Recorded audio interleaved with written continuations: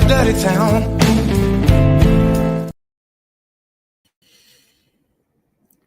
Yeah, good afternoon, early afternoon, later afternoon, evening, whatever it is, wherever you are. And welcome to Once Upon a Crime Time. And I'm your host, Tommy Jude. And this is not live. This is premiered, so I won't be in chat or anything. So, yeah. Anyway, we got a lot. I want to say hi to my crime family. Anyway, everybody that's out there, I thank you and I appreciate you very much for coming in. and checking this out. We do have a lot to go over. There was a huge drug bust in Seattle that I think you should know about, and we're going to get right into it. All right. And right there. And here we go.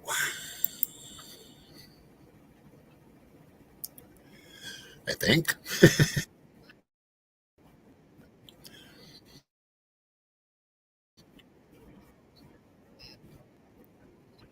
It's been 1 year since Joe Morris of the Lummi Nation had to bury his brother Lindy after a fentanyl overdose.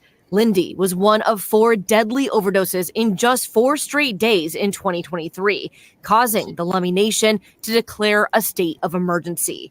In the federal indictment made public yesterday, the DOJ says a major pipeline of drugs to the reservation came from a fentanyl ring they brought down this month. I do feel some relief. There's just been so much death out there from fentanyl. It's like, when is it ever going to stop? And when are people going to start being held accountable? Federal records describe the fentanyl ring as a massive conspiracy, a well-oiled operation spanning 5 states that was a major regional supplier of fentanyl into Washington state. In recent months, agents seized multiple firearms, including an AK variant from the defendants' homes. They also found evidence of high-flying lifestyles, Rolexes, diamonds, cash, and gold chains.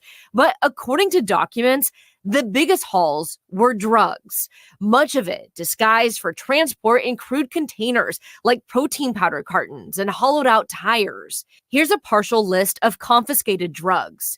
More than 800,000 fentanyl pills, 14.5 pounds of fentanyl powder, 17 pounds of cocaine, and 7 pounds of meth. This callous drug trafficking organization stands accused of distributing quantities of fentanyl great enough to potentially kill nearly 1 million people, which would fill Lumen Field more than 15 times over.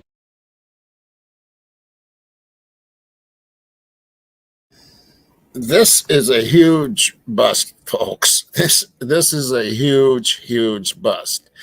And either there's 2 cartels fighting over there, or there's something, or it's all coming from Seattle over. And that's my idea. And you're going to see who the people are involved here. One will be kind of shocking. And then I'm going to go over a couple other things when this is done too, of my opinions. Over. Federal investigators say 2 brothers run the organization, Marquis and Markel Jackson. But it's their mom's alleged involvement, well-known Seattle activist Marty Jackson, that's surprising the region's advocacy community. Killed his organs in. Marty has been prominently featured on King 5 over and over again. Up until her indictment, Marty ran a program with the Boys and Girls Club that focused on reducing gun violence for teens. Be a part of the solution and not the problem. According to federal documents, Marty helped the drug organization launder their money using her account as pass-through. Now the city of Seattle is working with the Boys and Girls Club to figure out if their funds were inappropriately used. I guess I'm amazed that they're finally starting to hold people accountable for their actions. Joe Morris says this year without his brother has been devastating, but he is moving forward and just adopted Lindy's son, Bryson. This is my nephew, Bryson, right here. Who popped on our Zoom interview today. I took him in to, hopefully give him a better life, and that's what I'm hoping that I'll be able to do. He believes this indictment is the beginning of recovery for the Lummi Nation. Definitely gives some people hope. A little over an hour ago, I found out that the alleged drug operating ring has impacted the Lummi Nation in another way. 3 tribal members have been arrested for dealing drugs on the reservation. I'm Kristen Goodwillie, King 5 News. I hope that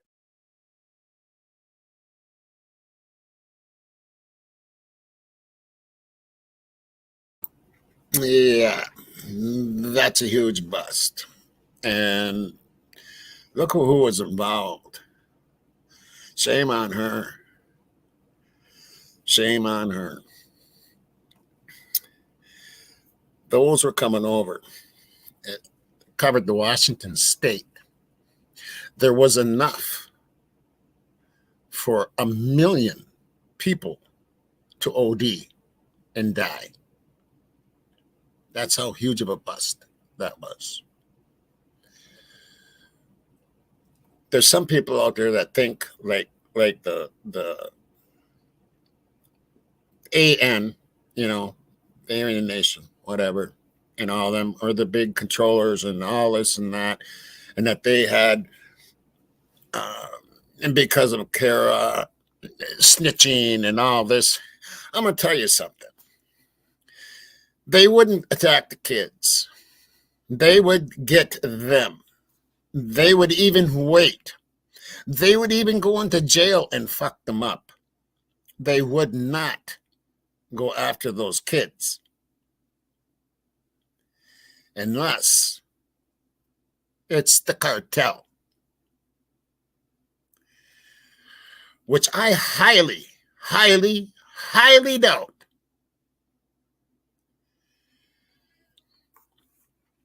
Just no, it wouldn't happen. They would go after the snitches. Snitches end up in ditches. Not snitches' kids end up in ditches. It's snitches end up in ditches. And that's my opinion on that. Anyway, that was a huge bust, and I'm glad. There's so many busts going on out there. It is totally crazy. But I'm telling you, there is a money man. There is a money man. Someone is buying these drugs, and it's not like this Jackson, and it's not the Aryan Nation. There's somebody that has the money that is backing this. And I'm telling you the way it is. There's somebody with a lot of money. Would they get $93,000? That's nothing. That's nothing. Somebody, and they need to go a little farther south, I do believe. We've been looking at that area for quite a while, looking at certain people like university people. I think they might need to go a little farther south but within this border, there's somebody that's supplying some huge money. Of course, that's all speculation, in my opinion. I hope everybody's having a great day. Mine, Vikings lost by a couple points. That was kind of a bummer. Their first loss of the season. But, of course, to the Detroit Lions. So, yeah. So, Detroit's now in first place in the North. Oh, well. How's this next week? Anyway, so we're going to move on from that. And I'm going to go, where am I going? Which one do I want to do first? Okay, I'm gonna run. I'll do that last. I'm gonna go to. Oh, dang it. Okay, I'll do that after. I got to do it in descriptions. I'm gonna go to that Ted again because he put out a couple of videos since I put out my last live. So I'm going to go, yeah, let's check this out. Let's check out what Ted has to say. He makes real short videos. And here, let me get rid of that first.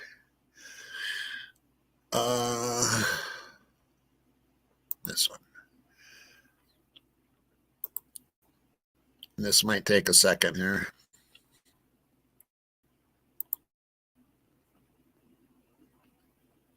Logston, an attorney for Koberger. Okay, this one is called Top 3 Forensic Flaws in the Case. Now let's check this out. He makes real short videos, 3 minutes, 45 seconds, but he gets to the point. And if you haven't subscribed to this guy, man, like this has been posted 2 days ago and it's only got 668 views. Go link up Ted. Go subscribe to Ted here. He's pretty good. What's up, and hope life is great. Let's talk more science. Specifically, what are the top 3 potential forensic flaws in the state's case? There continues to be a ton of speculation swirling around the details, but I believe it will be the forensics that will play the foremost role in determining whether the state can convince a jury Bryan Kohberger committed these acts. I've got all the details, so let's jump right into it. Follow the science. Before we delve into my top 3 flaws, let's first define forensics. What is forensics? Forensics is the scientific tests or techniques used in the detection of a crime, such as DNA analysis, controlled substance identification, latent print examination, and even digital evidence analysis. So let's get into it. My top 3 fatal forensic flaws. Number 3, the Elantra identification process and report. The PCA references a, quote, white sedan, but makes no mention of make or model. J. Weston Logston, an attorney for Kohberger, said there's only one sighting of a vehicle that is certainly a Hyundai Elantra. He adds one of the FBI's primary reports relies on a vehicle traveling in the wrong direction at the wrong time. Now, number 2, and this was a big one for me, personally a game changer, the total lack of victim DNA in Kohberger's vehicle. Precisely how will the state explain away to a set of jurors that Kohberger committed these savage, brutal crimes in such a tight window of time, then immediately jumped back into his car to speed away, only to leave 0 victim DNA or transfer 0 victim biomatter particulates into the vehicle at all? And for number 1, my top potential forensic flaw in the case for the state is whether there is additional Kohberger DNA biomatter in that King Road home crime scene. Due to the extreme brutality of the crime and the alleged struggles with some of the victims, it is reasonable to expect the state will present very compelling Kohberger forensic evidence, blood, spit, skin, hair, etc., in the home other than the sheath. Xana is reported to have defensive wounds and alleged reports she fought back vigorously. We're also now hearing reports that Kaylee was likely awakened and assaulted whilst trapped in the bed with Maddie. So could she have also fought back against her assailant? As such, would you expect to find Bryan's DNA under their nails and or adjacent to their bodies during such violent struggles? Surely there must be a lot more Kohberger biomatter in that home. Now let's touch base on the wild card in this case, which is the ongoing battle over the sheath DNA. I purposely left the sheath off my list because I'm accepting that at face value as part of the PCA. If Bryan's DNA truly exists on that sheath as per the state's case, then the other 3 flaws will not be as such, but rather the evidence will be consistent with the expected scientific outcome. The car will undoubtedly be Bryan's Elantra in all CCTV. Victim biomatter trace evidence will exist in Kohberger's car, and the state will present additional Kohberger biomatter on and around the victims in the crime scene. So let's talk about this. Do you believe that forensics will play a formidable role in the case at trial? If one or more of these potential forensic flaws is proven to hold true, is that a fatal blow to the state's case? I believe that the state will be able to prove all 3 conclusively, or none of them at all. Is Bryan guilty or innocent? Talk to me.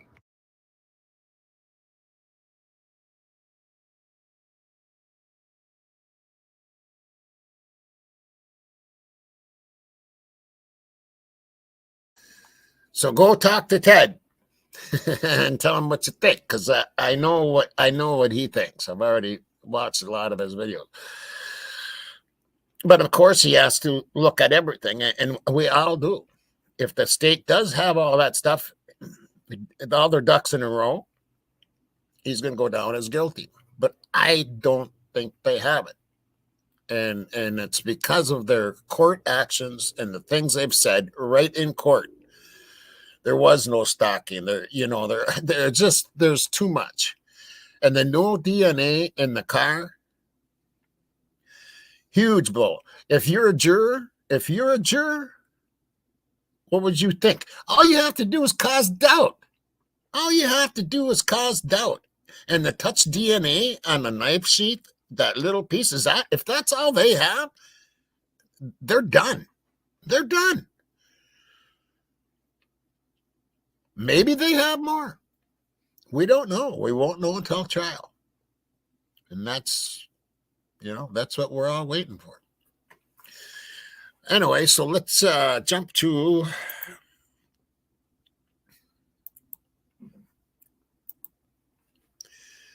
this one.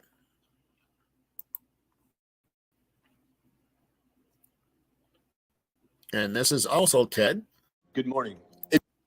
And this was just put out 9 hours ago. It's only got 199 views. It's a rainy Friday here in New York City at TGIF. Okay, based on recent legal actions and the unsealing of an Amazon search warrant, is it reasonable to deduce there is in fact a, quote, lack of sufficient evidence as per Ann Taylor's recent motion to dismiss? I've got all the details, so let's jump right into it. Before we get into the details of the science and the legalese, I believe it's important to clarify the two types of evidence, direct and circumstantial.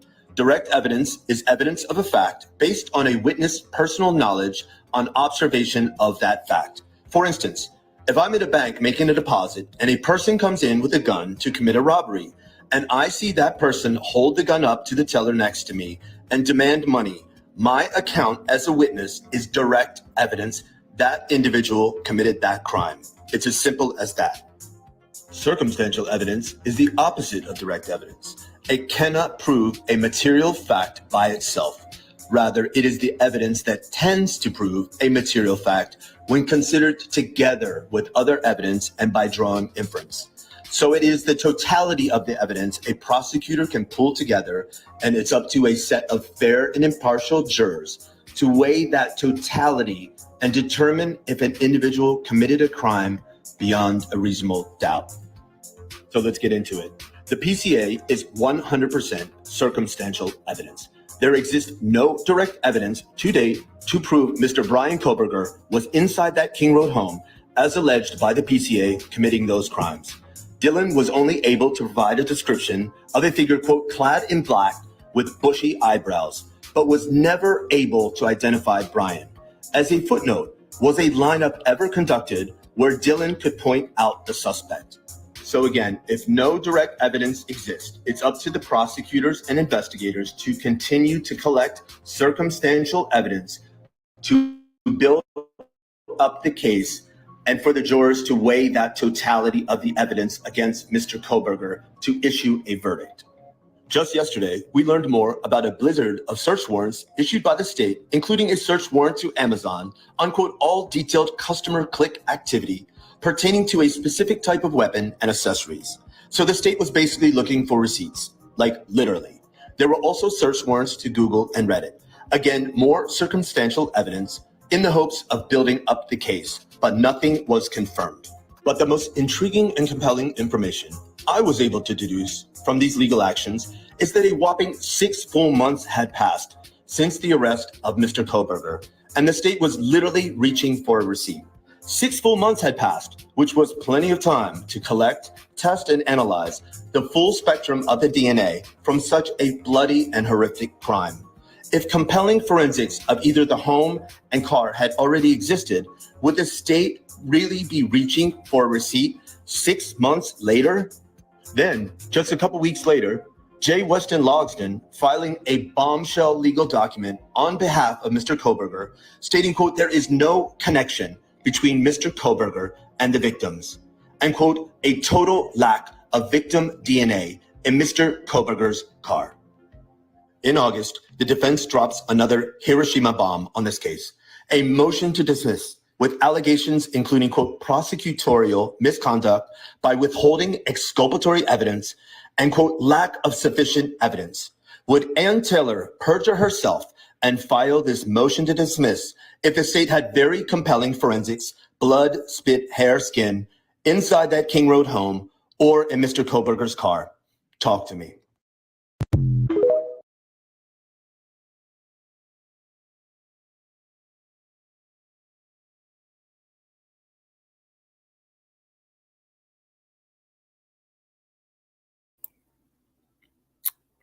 talk to him. Talk to Ted.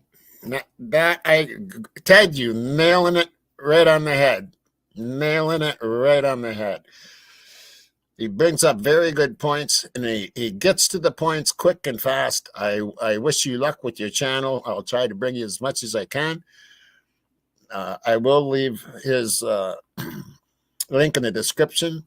The other one was Seattle 5, I think it was. I'll leave that. And then I'm gonna tease you with the last one. Okay.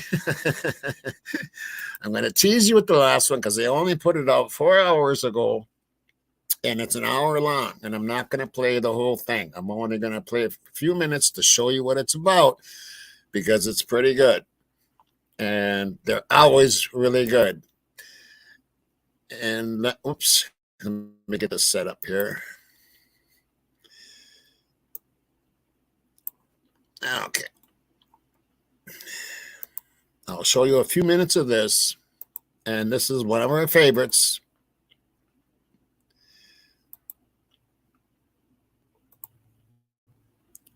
Idaho 4 revealed. Okay, they got a brand new one out. They do have 2,700 views in 5 hours, so they're getting some views.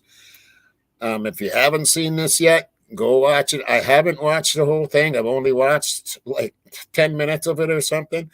I'll show you a few minutes of it. Then I would like you to go watch it over there. I'm not going to do that to them when it's only been out 5 hours. So, but I will play a little bit here just to give you a little teaser. I'm good at teasing. Ask her.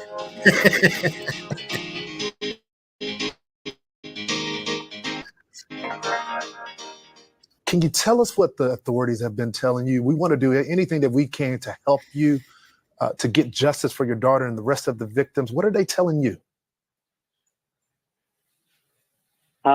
They're telling us that there's so much evidence that it's going to take a lot of time to process it all. This wasn't like a pinpoint crime. This person was sloppy. He did whatever. When I say he, obviously you can't say that. That's just me. But he made a mess, and there's a mess there, and they're going to have to go through that point by point, and that's going to take a lot of time. That's why they reached out to other facilities to help them with that lab work. They do have a mobile unit on site that they said that they're able to really expedite things with this mobile unit. Hopefully, they're reaching out to other DNA processing type companies such as like 23andMe to get involved. They have not confirmed that they have DNA from this person. They just said that they have a ton of evidence. And evidently today with the new task force, the new FBI task force on site, and the FBI, of course, and Idaho State Police, they said that they were able to pull a ton of evidence from the house today.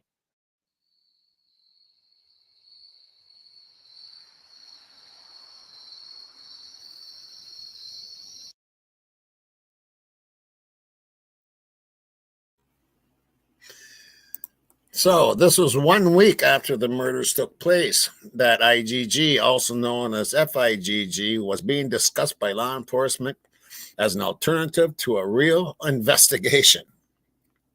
And I'll keep it going for a little bit here.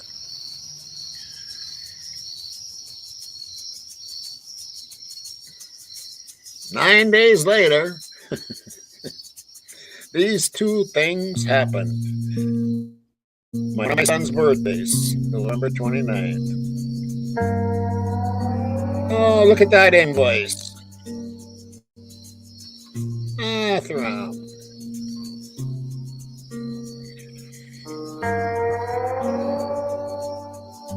Was sent to this person, Arlene Nolan, Idaho State. Nothing is normal right now in the small town of Moscow, Idaho. You can feel it, and it's understandable. It's understandable. It's a scary time. It's a horrible thing that happened this past weekend. Last week marked Bill Thompson's 30th anniversary as prosecutor here. He's led the fight for justice in other high-profile cases. But he admits nothing like this. the gruesome murders of 4 college students, and now 5 days without a suspect. Moscow Police Department with the state police and the FBI have brought in probably more resources than I've ever seen in an investigation in 30 years here in Latah County to try to answer those questions. Mm-hmm. And this is where I'm going to stop it. Did the state of Idaho to save Latah County buy a federally serviced cover-up that mandates that the prosecutor places a conviction over justice? Let me read that again. Did the state of Idaho to save Latah County buy a federally serviced cover-up that mandates that the prosecutor places a conviction over justice? Let that one sink in. Go watch the rest of that video because it's going to be good. Idaho 4 Revealed is always really good. And all of this will be in the descriptions below. I hope you all have a beautiful day. Remember, this is not live. I will not be in chat. I have to stop eating tonight at midnight. No eating, no drinking, no smoking. You know which one I'm going to have the hardest time with.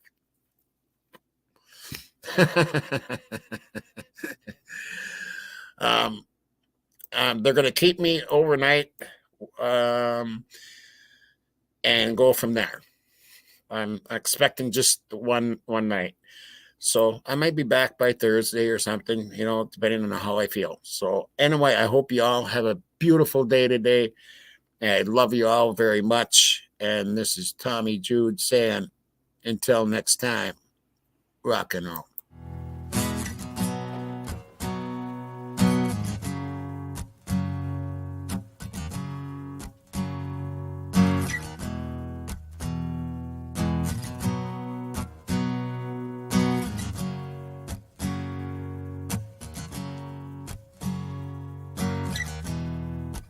Lightning crashing.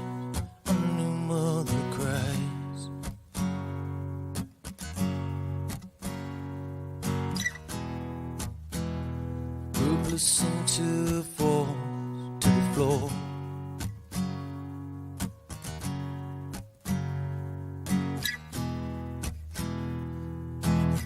The angel opens her eyes.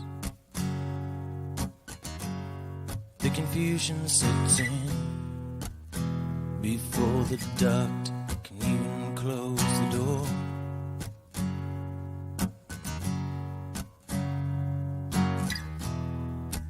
Lightning crashes and old mother dies.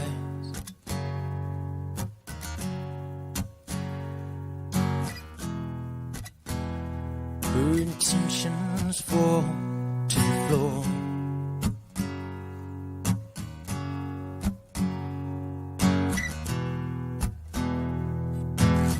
The angel closes her eyes. The confusion that was hers belongs now to the baby down the hall.